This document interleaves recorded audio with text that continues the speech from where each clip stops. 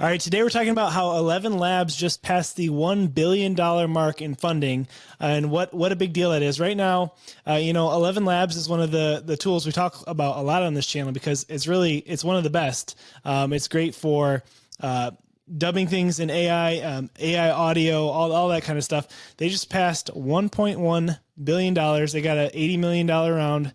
Jaden, what do you think about all this?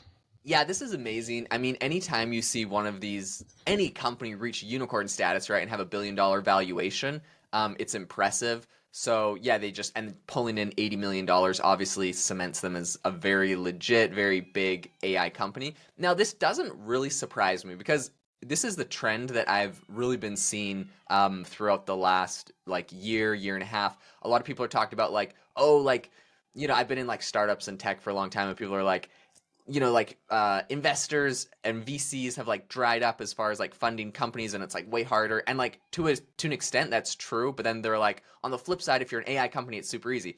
And that's like sort of true. But really, what I've seen is it's like you have a couple big headline companies, and they mostly swallow up all the money. And they're doing something amazing. And so ElevenLabs is one of them. I've been talking about them, you've been talking about them for forever. And when you talk that much about a company because they're doing a great job in this space, you just know they're gonna have no problem raising money, even though like the environment's a little bit trickier. And I think that's smart because they're essentially picking their winners, the people that have. Você aí ouvindo seu podcast enquanto ouve a gargalhada do filhote assistindo a Peppa Pig o dia todo? Ou com alguém que ri muito alto com todas as piadas do Gumball? Ou talvez alguém que vira um rockstar a cada música de Mini Beat Power Rockers? Então quando terminar seu podcast, vai lá se divertir com eles assistindo a Max.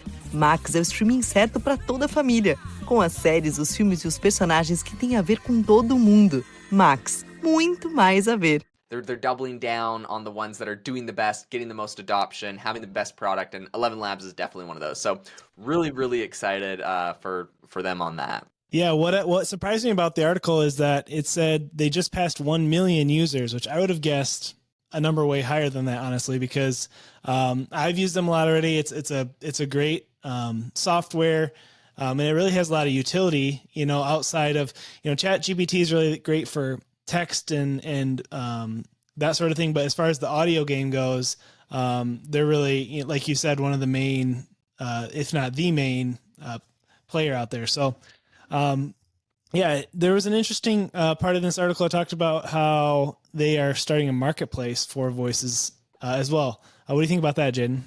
Yeah, no, I think this is fascinating and a really good move on their part, which is really interesting, right? Obviously, this is the AI Hustle podcast talking about making money and side hustles. This is an interesting one.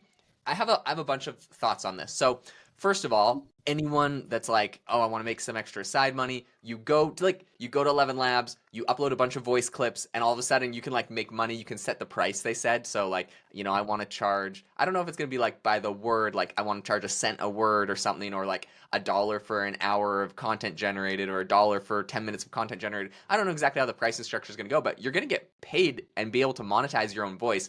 This is interesting. And I actually love this because, my previous startup, Self-Pause, which is the #1 AI life coach, we scaled it to over 120,000 users.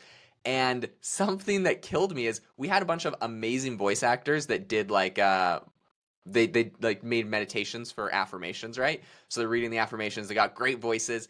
But I just would find them on like Upwork, right? So they're just freelancers. And sometimes I'd be like, okay, we want to launch like a new category of affirmations on our app. Can you do this? And like, I just wouldn't hear from them. And maybe they quit, or they moved on, or they got a new job, or they weren't doing voiceovers anymore. And I'm like, oh man, like now I have, like all this audio, and some of those voices we don't even have on our app anymore because they only did like 5 or 6 categories, and we got like 20 categories now or something like that. And so we just would remove them because we wanted people to have the ability to switch the voice on all the categories. And I actually thought about this. I didn't do it because I'm like, it's probably illegal, or I don't know what the legalities of it. But I was like, I literally could just take like any of their voices, throw them into ElevenLabs, create like a voice clone, and get like the extra categories that they hadn't done. Now, I know there's like a lot of legality stuff around that. Movie studios, people are getting mad at movie studios for essentially doing that. They make like I think full on clones of the actors, like extras, use them for a day, and then when they leave, they would like use that same extra in like other scenes from this like 3D scan clone thing they did. Anyways, there's all the controversy. So I like never did anything, and I'm not really working on growing self pause anymore. But it was always a thought like in my mind, and so I think this is perfect. I would have loved it if any of my voice actors had said like, "Hey, happy to record this.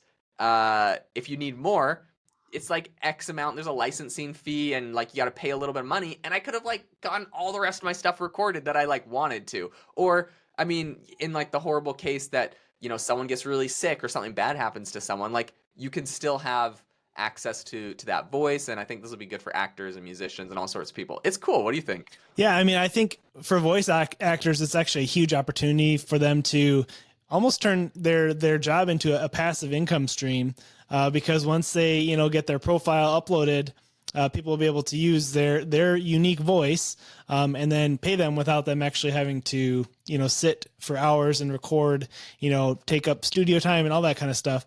It's really, I think, an opportunity for those people with unique voices. I even know someone personally who does commercials because she has a really just great reading voice, or like a soothing voice for children's books. There's lots of, there's a huge market out there, and people want to have variety, because, if there's only 10 different voices, you're going to be able to recognize them after a while, everyone using them. But if you can have people upload their own unique voice, it's really, I think, a great opportunity to make money. 100%. So cool. And you know what else it like makes me think of is if you've ever used, or if anyone's ever used the meditation app Headspace, what you'll notice is like on the app, there's really just one voice, which is like this. I think they got a couple voices, but like almost everything's read by this like British guy's voice. And that's literally the founder of the company. And to this day, I think there's two founders. One of them worked on like marketing and growing the company, and the other guy literally just like sat in the studio recording meditations like all day long. And Wow. it just like blew my mind, because like that is so much time for a company that's valued at $1 billion for the founder. Like that's what his job is. And so like something like this where he could just clone his voice, and then someone else could just create the meditations. And even if he wanted to write them, which I imagine he probably doesn't at this point, but even if you wanted to write them, someone else could like go get them recorded. Like you don't have to sit down in a studio. You know how much work this is, like even for a podcast, like getting your mic set up, getting like in the studio, just like the energy to do this. It's a lot. So I think these kind of tools will be amazing for like productivity. But beyond productivity, it's going to be awesome for just people to make money. Okay, the thing I wanted to ask you about, Jamie, of course there's the ability to make money uploading your voice. What are some of the opportunities you think there are going onto that marketplace to create content, or like anyone that doesn't want to upload their voice, how could they monetize this? That's a good question. So, I think, there's lots of people who are looking to have audiobooks made. And so, I mean, ElevenLabs is great for that too. If you wanted to even convert written word into audio, it's a shortcut. It's a cheat code almost to do that. Instead of having, again, to pay someone to go read your book, you can instantly have it turned into an audiobook in different languages, even different, it's all right there, and it saves a ton of time. And if you can be like that middleman who offers a service to a book writer, to an author, to a publishing company, hey, I can, turn your books into audiobooks for, a lot cheaper than this other person, you're going to be able to, I think, make some really good money. 100%. That's actually interesting. This is a business that I never started, but I always like thought about. I was just too busy with doing software stuff and other things. But I always thought about like doing a business where either myself or I'd hire someone would just go and get all of the public domain books and just read them and upload them to Audible. And I had like different strategies and ideas and ways I was gonna make it like work and stuff. But like that was essentially the business, and you just create that content. Like I've been really successful with just like content businesses, like music on Spotify or whatever. And so I was like, oh, that would be a good business. To this day, I still think that'd be a good business if someone's looking for one. But this takes that to the next level, because you literally could go and get an audiobook, and you get it recorded by like a bunch of different voices, a bunch of different accents, a bunch of different like, and like someone's going to have a preference, right? It's like, would you like to, because you can listen to like a sample of the book before you buy it. And it's like, maybe someone will listen to your book and pay you for it just because they like that voice better than this voice. And everyone's got like different preferences for what voice they want to read. So if you could go and get like these books recorded in like 4 or 5 voices and give people like that choice, I think there'd be like a ton of I think there's a ton of opportunity there. So I think that would also be a cool business.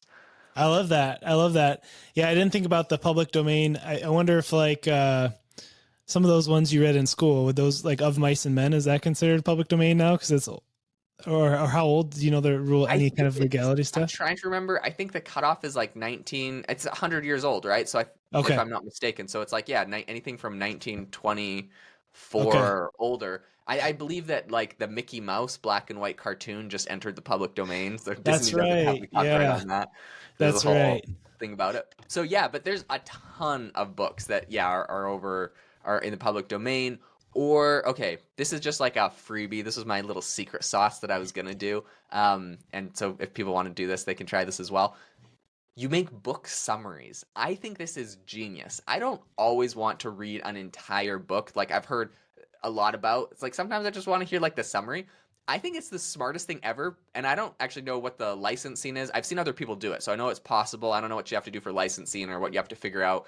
Go do your own research on this. But I think it's a genius to be like, Grant Cardone's 10x summary, and it's just like a 20-minute or like a 30-minute audiobook where you just go through the chapters and give like a summary of the key takeaways from each chapter, and so you don't have to listen to like the whole thing. But you could do that for like all the bestsellers in self-help, all those kind of like books. I think that's also a little genius nugget. That is genius. Yeah, I saw a Facebook ad. I think it was like something like become the most interesting person in the room, 15 minutes a day. There's like for a month, it's like a different book each day, and it's a 15-minute summary. That's genius. Yeah, I love that idea. Yeah, so Blinkist already does that. It's an app that like does summaries. So I don't know what the deal is. Maybe you can just make it and you don't have to pay any licensing. I have no idea. But Blinkist is doing it as literally like a software product and a huge company. And I've seen a bunch of other people do those summaries like on Audible. So there's a way to do it. If someone cracks that, using this tool from ElevenLabs would be amazing.